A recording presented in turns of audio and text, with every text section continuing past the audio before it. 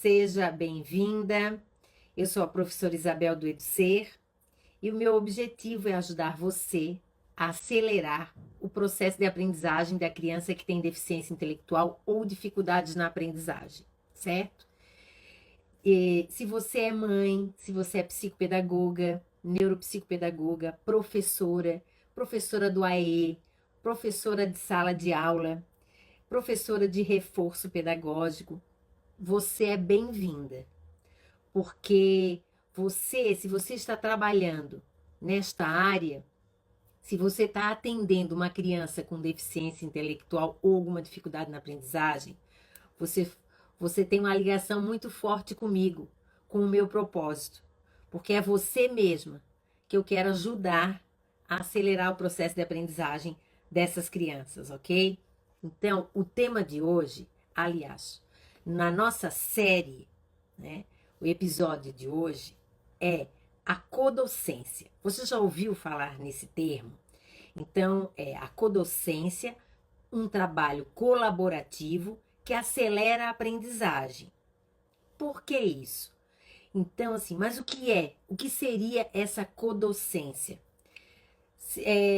Existem vários conceitos com relação à codocência. Eu vou estar explicando aqui para você exatamente isso e por que essa postura auxilia ou acelera o processo de aprendizagem da criança. Então, a codocência, ela é atualmente uma das principais estratégias organizacionais e curriculares que se materializa ou que ajuda a materializar o processo de inclusão e de aprendizagem dessa criança.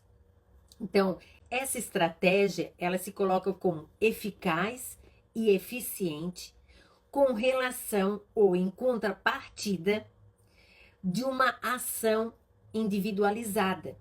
O que eu quero dizer? Como é que eu vou traduzir tudo isso para vocês? Vejam bem, quando a professora da sala trabalha sozinha, é uma ação individualizada.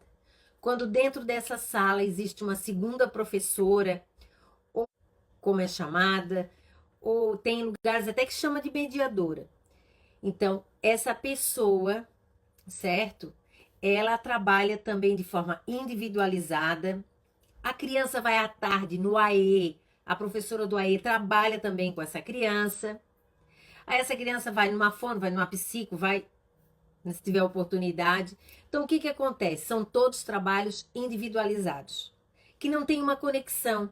A codocência vem deixar claro para vocês a necessidade dessas profissionais trabalharem em conjunto. Imagina um cenário onde a professora da sala está tentando alfabetizar pelo método global e a professora do AEE tentando alfabetizar a criança pelo método fônico. Então aí nós temos um problema grave, certo? Porque são duas perspectivas diferentes e isso vai atrapalhar o desempenho da criança, certo? Então, pela colaboração entre essas profissionais, é viável melhorar a aprendizagem dessa criança ou a ajuda prestada a essa criança.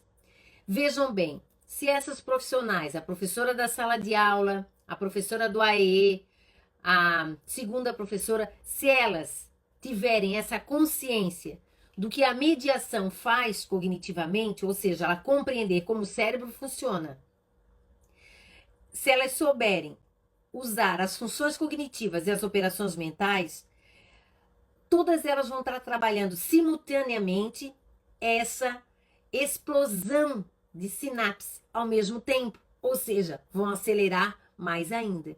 Então, há a necessidade de um diálogo, de uma conversa, ou mesmo de uma postura epistemológica, né? Ou de uma abordagem metodológica coerente umas com as outras. Então, por isso que é importante, por isso que a codocência, ela ajuda a criança, né, nessa aceleração da aprendizagem. Agora vejam bem, esse trabalho é um trabalho feito em equipe, certo? porque isso nos permite analisar os problemas em conjunto e decidir a melhor estratégia a usar. Então, se a professora está tendo dificuldade com a criança com relação à organização de algum conteúdo que envolve espaço e tempo, a psicopedagoga ou a professora do AE ou a segunda professora também vão fazer. Como fazer essa mediação? Olha, essa mediação ela é feita com todo um aparato teórico e uma abordagem prática, onde você vai atuar com a criança a partir de um estímulo escolhido e vai, então, corrigir essas funções cognitivas, que são 28 e mais as 19 operações mentais. Gente, imagina se essa mediadora, né? Aliás, se essa professora do AE, professora da sala, todas elas tiverem esse conhecimento, imagina quantos benefícios não vão trazer para a criança. Então, a codocência, ela acaba sendo uma fonte, né, uma fonte de esperança para aquela família, uma fonte de esperança para a própria criança e o melhor, né, uma fonte de aprendizado para você. Porque imagina a troca. Você leva o problema, vocês discutem e vocês trazem uma solução coletiva. É uma nova forma da gente, enquanto profissional, aprender a aprender. Mas qual seria a importância dessa ação exatamente, né, dessa ação para a criança com deficiência intelectual? Então, assim, ó, o fato de você compartilhar todas essas experiências, ouvir vários profissionais e permitir, né, esse diálogo entre você e uma outra profissional, você cresce em termos de ação pedagógica. Você cresce. Você se empodera. Porque hoje o que nós temos? Professoras que não sabem o que fazer com a criança com deficiência intelectual na sala de aula. Não sabem o que fazer com uma criança autista. Não as culpo, mas não sabe realmente. Tem algumas que sabem, porque por algum motivo, né? Por uma condição própria, que foi fazer um curso. Mas a maioria, o cenário não é assim, a maioria não é assim. A maioria tem muita dificuldade em atender. Inclusive tem psicopedagogas que se formaram e não montam um pequeno consultório até mesmo na sua casa, porque não sabe o que fazer com a criança com deficiência. E se você tem essa troca de profissionais, é muito interessante. Ó, eu estou com um caso na minha escola muito difícil de arrumar, muito difícil, porque além de envolver um problema psicológico, aliás, o problema relacionado à escola, há um problema psiquiátrico envolvido, né? Então acaba sendo um pouquinho mais difícil. O que eu fiz hoje? Marquei uma reunião, professora, eu, a coordenadora da escola e o psicólogo, para a gente conseguir montar uma estratégia única para poder beneficiar a aprendizagem dessa criança. Então, isso é fundamental. Esse diálogo, essa troca, essa rede, né? Que a gente chama, que é uma rede de apoio colaborativo dentro da comunidade escolar. E que essa comunidade acaba dando suporte para a família e para a criança, certo? Hoje nós temos um tema que eu ainda não abordei nas nossas lives, que chama mediação parental, que é ensinar as mães essa postura, né, mais positiva quando ela olha para o seu filho que tem uma deficiência intelectual. Então, essa é um olhar de mediadora que vai trabalhar o critério de mediação de pertencimento, de otimismo, vai trabalhar com toda essa questão emocional ou socioemocional, mas a partir da postura da família. Então, assim, a família, gente, não é a pessoa que está... não é a nossa rival, ok? A família não é a nossa rival. A família é a nossa aliada. Quando eu falo desse apoio colaborativo, eu não estou exatamente falando daquelas equipes multidisciplinares que cada profissional tem o seu ponto de vista, certo? Inclusive você vê isso nos laudos. Você pega o laudo da fono, está dizendo uma coisa, o laudo da psico dizendo outra, o laudo do médico dizendo outra. Elas só colocam rótulos nas crianças, mas não nos ensinam o que nós temos que fazer com a criança. E como fazer. Não tem. Então não é esse tipo. E aqui é a prática, é o chão da sala de aula. São aquelas profissionais que estão lá. Professora do AE, professora da sala de aula, segunda professora. Então isso é que dá um suporte nesse trabalho que eu estou querendo enfatizar aqui com vocês, né? Não dá para cada uma dessas profissionais estarem fazendo uma coisa do seu modo e do seu jeito. Imagina, vocês sabem, eu já fiz algumas lives aqui sobre como é que o cérebro funciona. Então, imagina o cérebro recebendo todo um estímulo de alfabetização dentro do método fônico, pela professora do AE. E lá na sala de aula, a professora tentando alfabetizar as crianças pelo método global. Imagina o rolo. Como é que essas hipóteses vão ser construídas? Não dá. Entendeu? Vai ficar pior ainda. Aí o discurso pois é, a professora do AE tá lá, não faz nada. A professora de sala de aula não faz nada. Não é que elas não fazem nada, é que elas não fazem de forma colaborativa. Cada um faz, mas por que não avança? Por que não acelera a aprendizagem dessa criança? Porque, primeiro, elas não sabem mediar, e segundo, cada um faz o que acha que é pertinente, né? É assim que funciona. E aí não tem diálogo. As minhas ações, assim, enquanto profissional, né, na área e tal, foram sempre ações voltadas para o agir em conjunto com outros profissionais. Sempre, sempre. E essa ação colaborativa envolve, muitas vezes, a fono, o fisioterapeuta, o terapeuta ocupacional, a psicóloga, as professoras de sala de aula, a professora do AE, a direção, a família. É um conjunto. Infelizmente ou felizmente, a criança com necessidades, com deficiência intelectual, ela necessita dessa rede de apoio. Ela necessita, tá? Eu acho que vocês já conseguem perceber isso.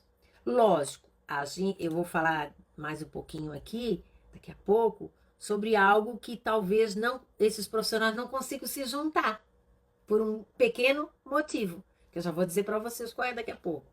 Mas assim, por que exatamente esse trabalho colaborativo ajuda a acelerar? Por quê? Porque tanto a direção quanto a psico, os professores, elas vão estar todas com um único foco, com um único objetivo. E mais ou menos utilizando o mesmo processo cognitivo. E aí facilita muito. Façam agora, imagine um cenário onde a professora da sala de aula faz a mediação, bem legal, mediação, utiliza os 12 critérios de mediação, usa as 19 operações cognitivas, as funções cognitivas, usa tudo direitinho e tal. A professora do AE, a mesma coisa. A professora, segunda professora que dá o suporte na sala de aula, faz a mediação, vê qual é a função cognitiva que está deficiente naquela criança e ela prepara toda uma avaliação para a criança entender aquele conteúdo. Mas isso é muito... Isabel, isso aí é utopia. Não é utopia, é uma necessidade que deve ser feita. E nós devemos brigar por isso, entendeu? Nós devemos ter essa disposição também. E aí, assim, esse trabalho em equipe, ele exige, primeiro, um planejamento, tá? Mas esse planejamento, assim, não adianta fazer... olha, eu vou dizer para vocês, essa minha vida, às vezes, me surpreende. Por quê? Não sei se isso já aconteceu com você, ou se você já fez isso, ou se já viu alguém fazer isso, né? Ou alguém lá já te ofereceu isso que eu vou falar.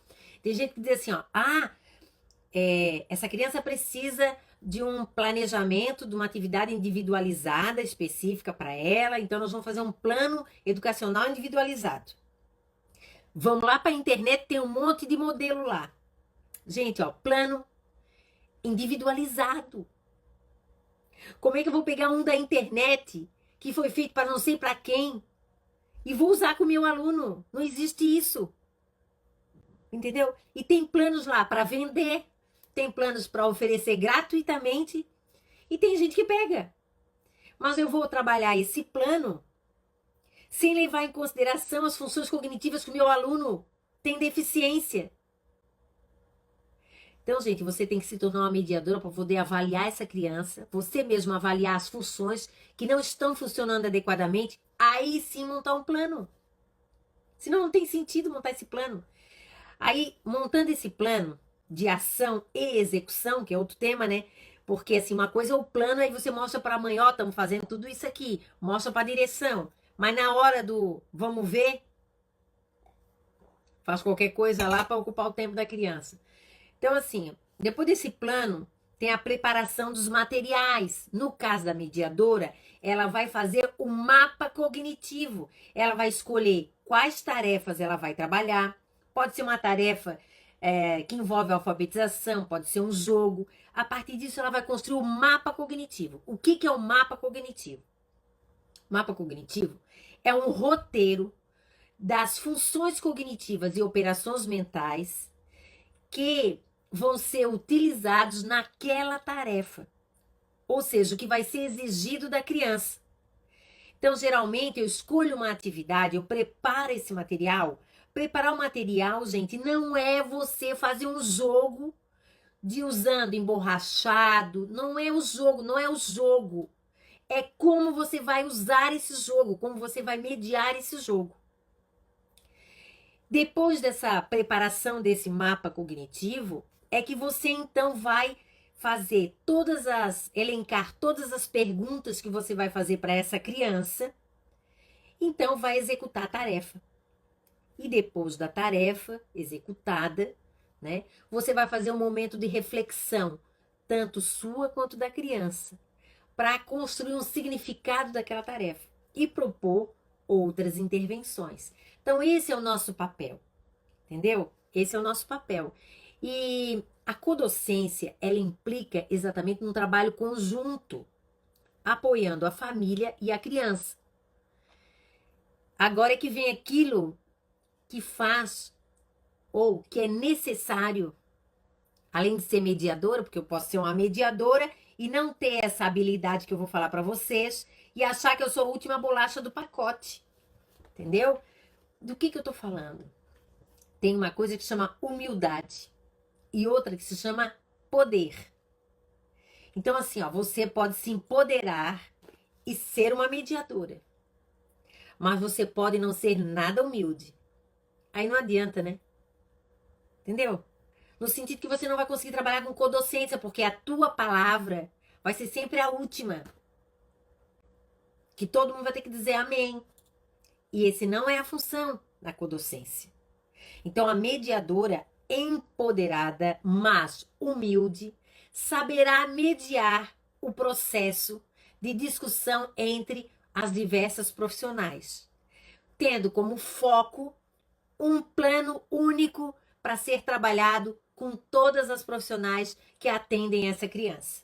Viu que lindo? Mas não é lindo, isso é viável, isso é possível, desde que você seja o quê? Humilde. Humilde no sentido de acolher a diversidade, acolher os outros pontos de vista das pessoas. A mediadora, ela é uma líder, é uma liderança, entendeu? Ela não é autoritária, ela é humilde e líder. Então, essa confiança no processo cognitivo da criança, essa crença que a mediadora tem de que a criança é capaz de aprender, essa crença é compartilhada entre todos os profissionais, sendo que cada um desses profissionais tem a sua responsabilidade conjunta pelas ações. Pelas ações. Para uma colaboração efetiva dessa codocência, você pode estar perguntando, tá, mas já falou tanta coisa, o que é necessário então? Quando a gente fala de humildade, eu também trago aqui uma palavra muito boa, que é a tolerância. Então, assim, ó, ser tolerante, reflexível e flexível é uma habilidade da mediadora. Aceitar a responsabilidade pelo sucesso do seu aluno. Quantas de vocês já assumiram essa responsabilidade? Ou ainda estão com o discurso: ah, ele não aprende porque é deficiente, não é culpa minha. Ele é deficiente, é da síndrome. Então a síndrome que é culpada, não é? Do insucesso dele. Ou então diz: não, a família nunca dá apoio e manda o guri desse jeito, a gente não sabe mais o que fazer. Então a família é culpada, né? E a nossa responsabilidade de porque a missão da escola, que nós conversamos já essa semana, não é de ensinar, é fazer com que o aluno aprenda. Então, qual a minha responsabilidade que eu tenho de levar o meu aluno a aprender?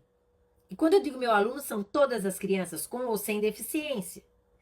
E fora isso, é essa ideia da gente manter uma relação positiva um com os outros. Essa relação positiva é muito importante, né? E lógico, ajustar toda essa expectativa que a gente tem sobre a criança. De repente, a psicóloga diz para você: você não tem mais jeito, mas você tem aquela esperança, né? De que a criança pode ir um pouco mais, que pode ir um pouco mais, e você vai investir, você nem vai escutar, né? Nem vai escutar o que essa pessoa está dizendo. Mas aos poucos, como você é mediadora, você vai aos poucos mostrando o quanto essa criança tem avançado nos teus atendimentos, nas atividades, vai mostrando para a psicóloga. Olha, eu tive um aluno, gosto muito de falar isso para vocês, um aluno. Ele é maravilhoso, maravilhoso, maravilhoso, maravilhoso. E aí eu fiz uma avaliação dele, ele tinha 8 anos, ele tinha baixa visão, ele só conseguia encontrar um foco para encontrar mesmo o que estava escrito no quadro, se ele ficasse a 6 metros, aí ele tinha um foco bom, tal. E aí ele vinha para a escola e ia para o atendimento. E eu fiz uma avaliação descritiva desse aluno, e lá eu botei que realmente ele era muito inteligente, porque tudo na oralidade ele conseguia, mas ele não conseguia copiar do quadro. E aí o que aconteceu? A psicóloga me chamou para uma reunião, porque ela queria saber por que eu usei essa expressão que ele era muito inteligente. Como que ele é muito inteligente. E ela me disse que quando que ele ia no consultório dela, ele ia no banheiro, vinha com as calças para ela colocar, ele babava, e ele ainda tinha uma tendência para a morte, que é tudo que ela dava de desenho para ele pintar, ele pintava de preto. Gente, eu fiquei horrorizada com relação a isso, né? E aí eu perguntei para ele, quando eu cheguei na escola no outro dia, por que ele fazia isso? Ele falou assim: ah, lá todo mundo baba. Eu babo também. Lá todo mundo vai no banheiro e ela ajuda. Então ela vai me ajudar também. Pronto. E eu falei: por que você pintou todos os desenhos de preto? Dele assim, porque eram desenhos, eu vou dizer essa palavra, vocês podem não acreditar, né? Né, desenhos estereotipados. O que são desenhos estereotipados? São desenhos que remetem tem uma ideologia por trás, porque como a minha escola não trabalhava com desenhos estereotipados, tipo o Pato Donald, Mickey, os Teletubbies, que na época era, né, tudo isso aí, a gente não trabalhava com isso, a gente fazia uma crítica muito grande com relação a isso junto às crianças, para não ter esse consumismo do material escolar. Ele tinha isso aí, quando ele viu os Teletubbies, que foi o que ela deu, ele pintou tudo de preto, entendeu? Porque ele dizia que queria matar os Teletubbies. Gente, isso que eu tô contando para vocês é uma coisa que eu vivi, entendeu? Então, assim, quando uma profissional não tem a mesma leitura que uma outra, há o choque. Há o choque, não tem a colaboração. Então, ela sempre vai entender que aquela criança tem uma deficiência e a crença da criança com um potencial para aprender. Então, assim, ó, é fundamental a colaboração. É fundamental o diálogo. Para alinhar, entendeu? Para alinhar. Eu vou colocar aqui para vocês 4 características fundamentais da codocência. Então, assim, ó, primeiro, a colaboração é um atendimento que a gente chama indireto, porque basicamente são ações que vão continuar individuais, né? Não é as 4 professoras trabalhando ao mesmo tempo que aquela criança, no mesmo horário. Então, o atendimento, esse atendimento a gente chama de indireto, porque eles são atendimentos individuais, mas com um único foco, né? Um único foco. Então, vocês têm que alinhar o foco. O papel da mediadora, neste caso, quando ela for trabalhar com a codocência, ela vai alinhar o foco. As profissionais vão cooperar para intervir e melhorar os ambientes de aprendizagem, que vai ser os ambientes modificantes lá na escola, no consultório, na casa da criança. Então, essa é a primeira que a gente chama de característica. Uma segunda característica é esse relacionamento interpessoal positivo, confiável, de camaradagem, de ajuda mútua entre essas profissionais. Por isso que é necessária a tolerância, por isso que é necessária a humildade. Né? Aí quando a gente fala de humildade, humildade de ouvir, de esclarecer os problemas, sugerir alternativas. Porque assim, ó, as ideias, elas não podem ser impostas. Elas têm que ser compartilhadas. Porque se eu determinar o que tem que ser feito, o outro simplesmente pode não fazer. Então tem que vir alguma coisa que a gente chama lá do coração, em termos, não, eu tô engajada, eu quero, esse é o foco, a gente tá determinada a fazer ele aprender. Então, tô firme aí. Cada profissional vai oferecer para a criança o que tem de melhor, né? O que tem de melhor. Todos os profissionais devem ter esse papel ativo, comprometido, motivado. E não é ser passiva e apenas receber as ideias, porque tem momentos que eu vejo, que eu solicito, né? Ah, a fono vem aqui na escola, o psicólogo vem aqui na escola pra gente conversar, ou a gente vai aí. Aí chega lá, a pessoa diz assim, ó, o que vocês fazem com as crianças? Ah, porque toda semana eu quero um relatório de tudo que vocês fazem.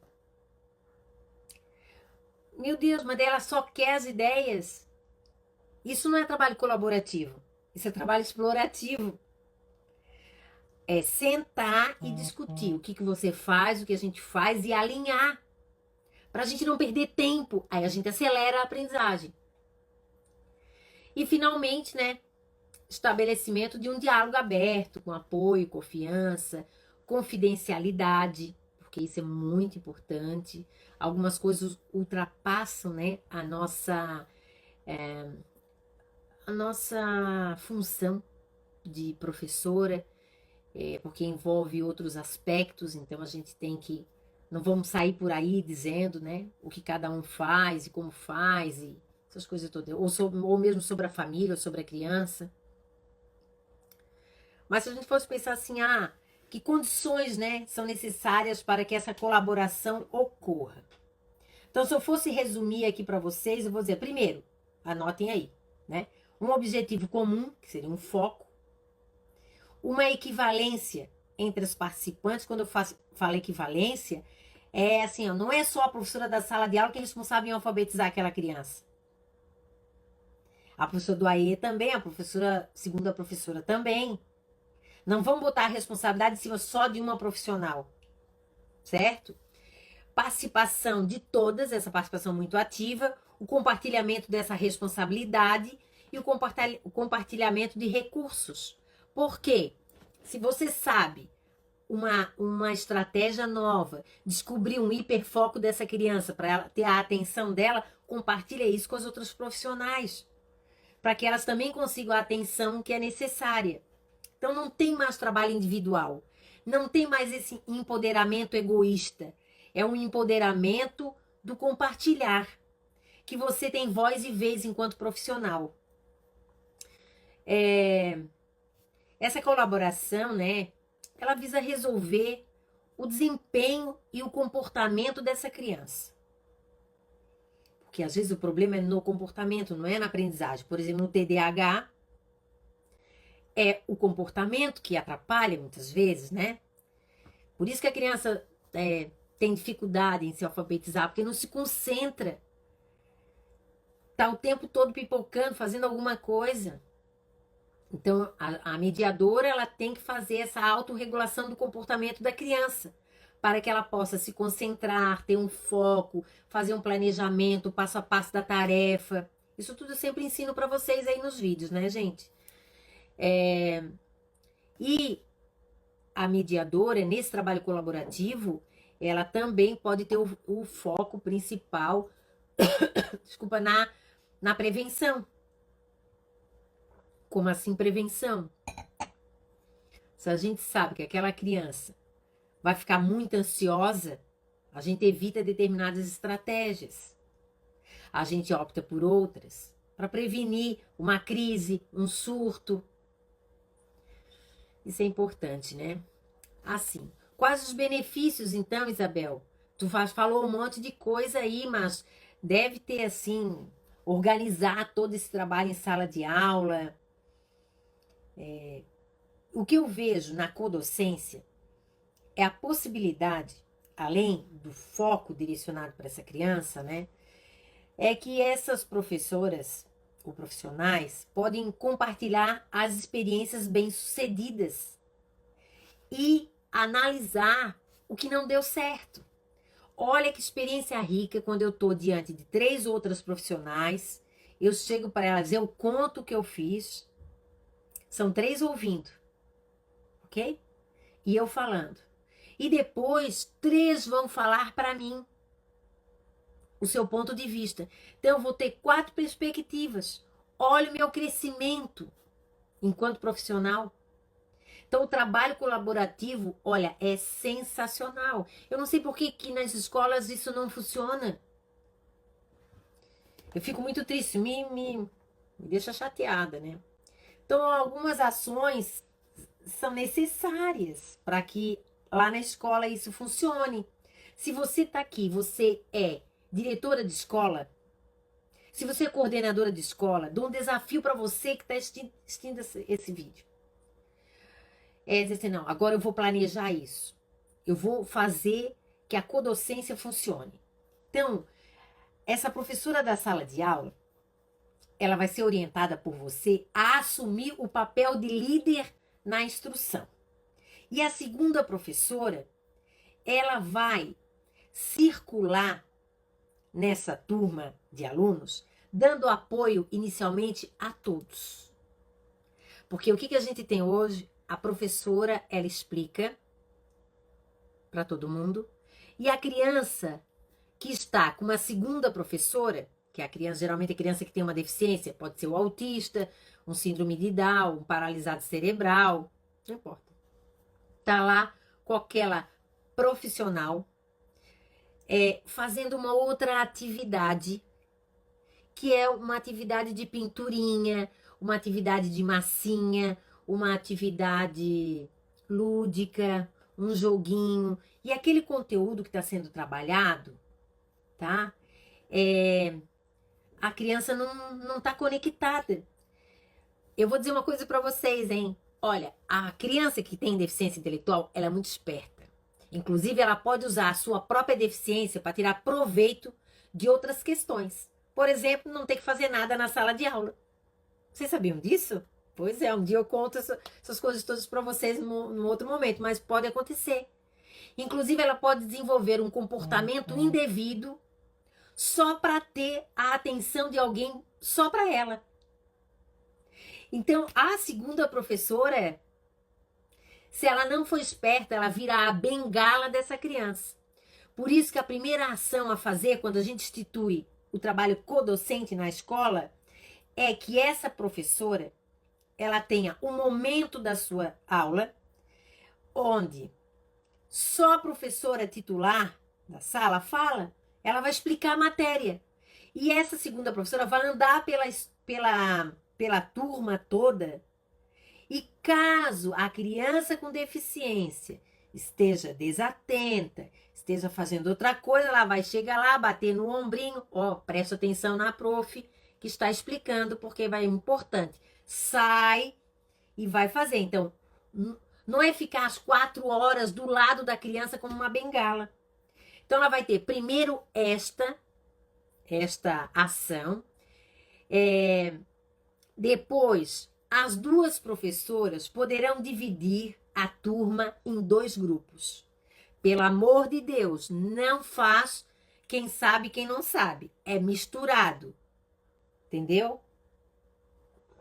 Faz dois grupos e essas duas profissionais vão trabalhar nestes grupos. Vão trabalhar nesses grupos. E, lógico, ajudando. Talvez ela tenha que ficar um pouquinho mais no grupo da criança com deficiência intelectual, porque para poder mediar as relações interpessoais entre as crianças, a aceitação, a mediação do pertencimento, a mediação da competência, porque é importante.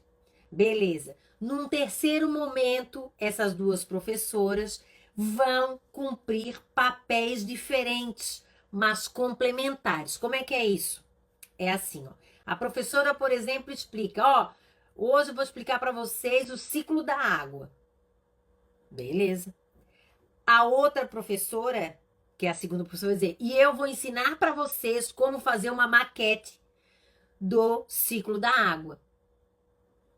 Para mostrar que aquela segunda professora não tá ali só por causa da criança com deficiência, gente. Porque senão ela vira bengala e mais, né? A própria professora, a segunda professora, assume isso e o dia que a criança com deficiência não vem para a escola, ela sai da sala para fazer outra coisa. Não dá suporte para mais ninguém. Porque ela foi contratada só para trabalhar com aquela criança. Então virou pajem. Desculpa minha franqueza, mas nós temos que mudar isso. Não dá mais para aceitar. E a quarta ação as duas podem fazer juntas, liderar, como por exemplo, uma faz uma explicação de uma parte, a outra faz explicação dos deveres, sei lá. Por quê? Primeiro, desmistificar que essa criança tem que ter uma professora do lado dela o tempo todo. Causa dependência e a criança vai ter comportamentos indevidos só para ter a atenção indevida daquela pessoa. Segundo, todos os colegas vão saber que ela é dependente de alguém. Então, essa questão da competência, do bullying, vão ter só. A criança também vai pensar que ela é incapaz de estar dentro da sala de aula sem aquela professora. E isso acontece com a criança. A professora titular vai achar que ela nunca é capaz de ensinar uma criança com deficiência. Que ela sempre vai precisar de alguém como apoio. E ela nunca vai acreditar que essa criança seja capaz de fazer algo sozinha. Passa um ano inteiro e ela não dirige a palavra para essa criança, porque quem é a professora dessa criança é a outra, não é ela. Tá vendo o cenário que nós construímos aqui no Brasil? Doente. Doente. Um cenário doente. Então, assim, ó, um plano de trabalho mediado deve responder às diferenças de todas as crianças da sala de aula, especialmente daquelas que se mostram com uma dificuldade em aprender ou que tenham um risco, né, de fracasso escolar. Mas esse plano de trabalho, dentro da perspectiva da codocência, deve ser compartilhado, deve ter uma ação intencional, mediada, né? Mas não de bengala, não virar bengala. O que eu não devo fazer? Ser bengala. Você não deve ser bengala. Outra coisa, ó, ficar somente com essa criança o tempo todo. Dependência. Tira a autonomia, tira a própria responsabilidade da criança de ser responsável pela sua tarefa. Outro, copiar os planos educacionais individualizados na internet. Jesus do céu. Não faça isso, gente. Não faça isso. Não faça isso. Porque o plano individualizado, ele tem que levar em conta as funções cognitivas e as operações mentais que não estão funcionando de forma adequada na criança. Eu pego um já feito. É aquilo que a minha criança precisa? Não é. Não é. Então não faça isso. Não faça. Outra coisa, dá atividades infantilizadas para essa criança, enquanto todo mundo escuta as tarefas da professora. Não dá. Então, ser mediadora, né, e trabalhar com codocência é mudar o cenário.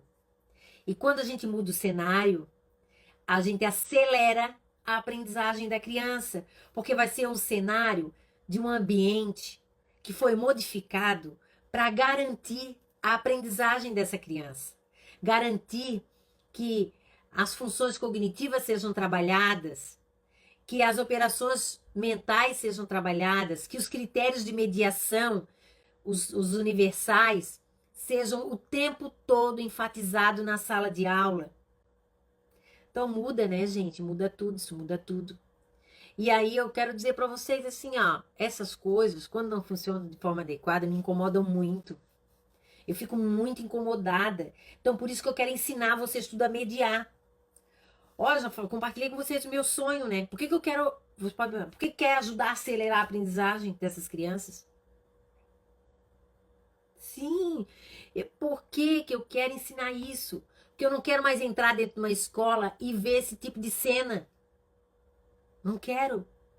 Há um cenário que a gente chama de exclusão velada. Velada. E ainda paga pelo governo, né? Paga pelo governo. Ou pela instituição, sei lá. Quando digo paga, alguém paga você. Aí se diz uma escola inclusiva, mas não tem nada de inclusão. É a exclusão velada. E assim, outra coisa, né, que também me incomoda é essa resistência que muitas professoras têm de fazer algo pela criança. Às vezes porque não sabe, mas às vezes também porque não quer. Eu já escutei isso. Sabe o que eu escutei de uma professora? Eu fui orientar ela com relação à criança síndrome de Down que estava na pré-escola. E aí eu falei, né? Eu passei 3 meses orientando essa pessoa. 3 meses. Toda semana eu ia lá. Durante 3 meses. E no último mês eu sentei com ela para fazer, gravei, né, a nossa conversa. E eu falei assim para ela, tá, mas o que te incomoda? Para eu poder planejar mais, de forma mais incisiva, mais assertiva para você. Sabe o que ela disse? Olha, eu não estudei 4 anos na universidade e eu não fiz 2 anos de especialização para trabalhar com criança com deficiência intelectual. Porque ela baba e eu não gosto da baba dela. E tem mais, eu não consigo nem ajudar um cego a atravessar a rua. Então, eu escolhi trabalhar com educação infantil, não foi com educação especial. Gente, esse discurso, eu tenho ele escrito. Já publiquei, né? Não disse o nome da pessoa, porque eu sou uma cientista, então. Mas isso já está em algum lugar que eu já escrevi isso. A fala de uma especialista. Não dá pra gente aceitar, gente. Isso. Não dá. Hoje a gente trabalha com as diferenças. A nossa função é outra. Olha, eu vou contar um negócio para vocês aqui, ó. Eu já tinha o meu mestrado, eu já tinha livro publicado, já era uma professora de, assim, bem, né? Eu estava bem, já dava aula na universidade.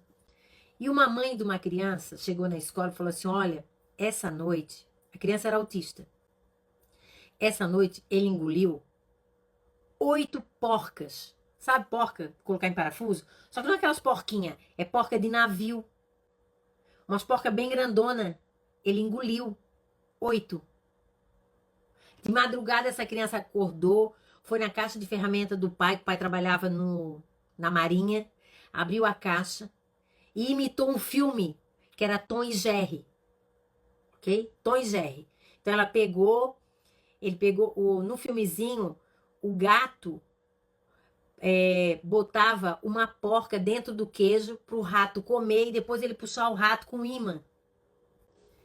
E ele foi lá, ele comeu uma porca. Uma. A mãe viu uma e levou ele para o hospital. Chegou lá, fizeram uma radiografia, tinha 8 porcas. E aí, era assim, se aquelas porcas não saíssem, tinha que fazer cirurgia. Cada vez que esse menino ia no banheiro e fizesse cocô, alguém tinha que botar a mão lá, lógico, uma luva, para ver se tinha alguma porca. E eu vou dizer para vocês, eu encontrei 4 porcas. Eu tenho orgulho, porque eu queria o bem para essa criança. entendeu? Não queria que ela passasse por uma cirurgia, já estava com um monte de problema. Então a gente tinha que ter certeza. Então quando ele ia no banheiro, alguém ia atrás e dizia, ó, Isabel, vem aqui, ó. Pronto, não queria colocar a mão, mas eu colocava, botava uma luva, ia lá, olhava, encontrava a porca. Aí a gente lavava a porca, deixava a porca perfumada e entregava para a mãe para coleção, ok? Então assim, isso é dignidade, dignidade, tanto minha quanto daquela criança, ok? Jamais eu vou deixar um adolescente eu sempre trabalhei com paralisados cerebrais, com que usam fralda sujo por muito tempo. Não. Ia lá, trocava, dava banho, voltava, porque dignidade, entendeu? Ah, eu não estudei tantos anos para ficar trocando fralda de dependente. Não, porque ao trocar fralda virava para mim uma mediação, onde eu conversava com a criança, com aquele adolescente, eu explicava possibilidades, eu perguntava o que ele achava, se estava com vergonha de mostrar as partes íntimas para mim, tudo aquilo eu trabalhava, entendeu?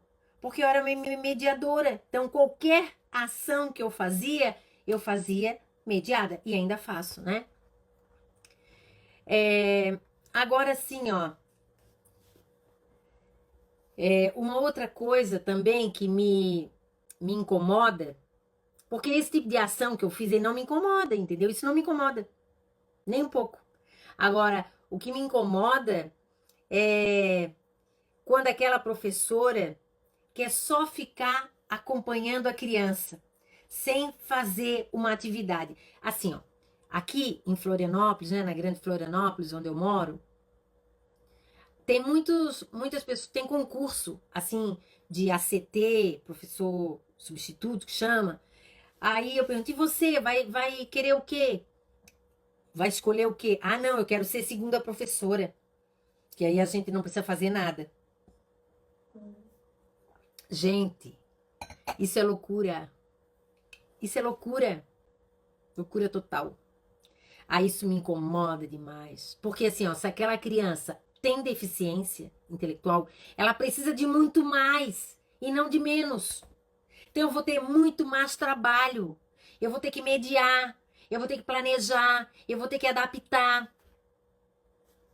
Por isso que o trabalho de codocência é um trabalho consciente.